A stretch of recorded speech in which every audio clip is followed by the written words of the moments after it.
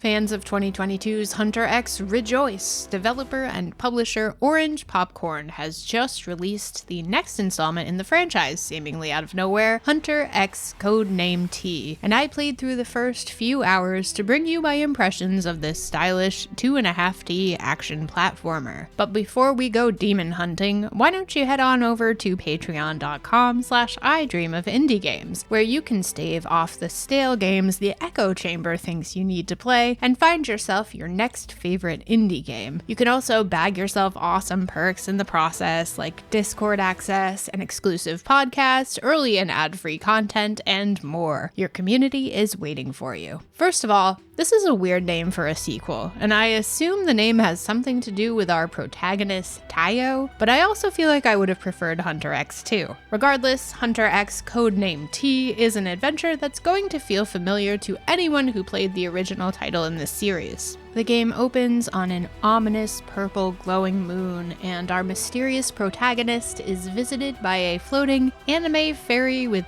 horns, alluding to a previous incident where a crack formed in the world. And from there, it's back to demon hunting, baby! Much like its predecessor, the story takes a backseat to the action with infrequent cutscenes and a lot of information provided by collectible traces, which provide some additional backstory. TLDR, you're gonna kill some demons. In fact, the controls, the look, the sound, really the entire package is going to give you a bit of deja vu if you played HunterX. This sequel makes some slight tweaks to the original formula, but definitely doesn't fall too far from the demonic tree, or I guess you could say it's not that earth-shattering of a difference, haha. Before jumping into the gameplay, you can choose between easy or normal difficulty options. I opted for normal to get a true feel of the intended gameplay experience, but if the going gets too tough, you can always drop the difficulty down from the title screen to make things more manageable for yourself. At its core, this is a Metroidvania with Souls elements. You'll have a giant map to fill in and explore with various paths to take, treasures to find, and bountiful enemies to slay. The map is pretty well implemented, and will even tell you the percentage that you have fleshed out,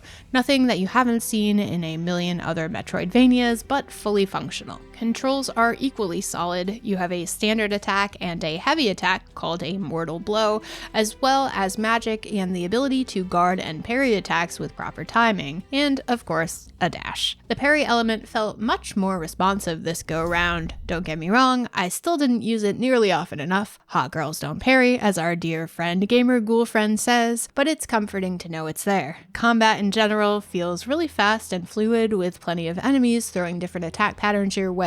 More often than not, you'll find yourself in the strike dash loop, occasionally requiring a potion to heal yourself by using the D-pad. When bosses appear, all bets are off, as they can present some hard and heavy difficulty spikes that will require you to use everything you've learned, as well as every ounce of patience that you've got. This is where leveling up and upgrading your skill tree becomes vital to your success, and you may even want to backtrack through a level to gain additional experience or find key items that you may have missed. The skill tree and leveling menu look nearly identical to HunterX, though I found unlocking skills to be a bit more streamlined in Codename T. In a lot of ways, this feels more like a half step forward rather than a full sequel. Maybe that's why they didn't go with HunterX 2. I did really enjoy the weapon design and variety though, which in addition to the skill tree and leveling system really helped to tailor the gameplay experience to my playstyle. If you're looking for differences in the graphics or sound department, I wouldn't get your hopes up there either, as you'll be traversing through a lot of the same types of landscapes with familiar enemy designs like spiky trolls, werewolves, ghosts, and bats galore. Don't get me wrong, they were still satisfying to slay, but they don't bring anything innovative to the table. The textures still seem a little low res, and the character models aren't the most detailed either, but some of the backgrounds do look decent, and the game doesn't look too shabby in motion. Performance was excellent on the PC, even playing at 4K, and I didn't experience any hitches or glitches in my time with the game at least. While the soundtrack may be similar to HunterX, it's similarly fantastic, with driving guitars and some strings thrown in for good measure. It's super dynamic and really a pleasure to listen to. All told, this is a long-winded way of saying that you're going to find something to like here if you're a fan of the original HunterX or of the Metroidvania with Souls-like elements genre in general. They had a great thing going with the first game and they ran with it, and so far I'm having fun with this one as well.